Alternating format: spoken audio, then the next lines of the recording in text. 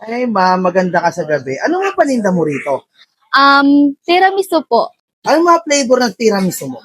Ito po, matcha po, classic original, pistachio, choco hazelnut, mango bravo po. Ito po yung bago po namin, ube de leche po. Ito naman po yung Biscoff natin, ito po yung Oreo po. Simula po dito sa pistachio hanggang Oreo po, 150 po. Dito naman po sa regular po namin, 120 lang po. Sa ngayon matatagpuan, madam? Dito po sa... mga 7 po siguro hanggang 1 po ng gabi. Anong pangalan ng store niyo, madam? Sweetmatic po. Sweetmatics. Talagang siguradong sweet yan, ha? Yes po. Kaya, tikman ko na. Mga nilalang, tikman na natin to. Naku-reso ako sa kulay nito, ubi de leche. Mga tinitikman lang nito, mga handaan dito, ginawa lang ng tiramisu. Tikman natin, kulay ballpen eh.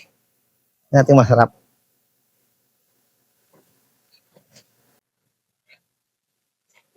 Di siya gaano katamisan. Sakto lang, nauumay kasi ako sa sobrang tamis. Lagyan natin ng leche plan. Grabe ang kapal ng mga ano nila rito. Tingnan nyo naman, oh. Di talo bigayan. Mas sumarap siya may leche plan. Another one. Kasi hindi ka daw sweet. Aray ko, hindi naman ganun. Iba yun. Kung gusto nyo matikman to, kahit nasa ibang lugar kayo, check nyo lang sa page nila.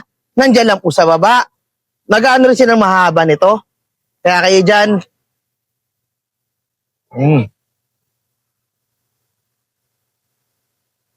Pag dumayo ka ng Ugbo, Baclaran, puntahan yung ano nila, store nila, napasap na mapud sila.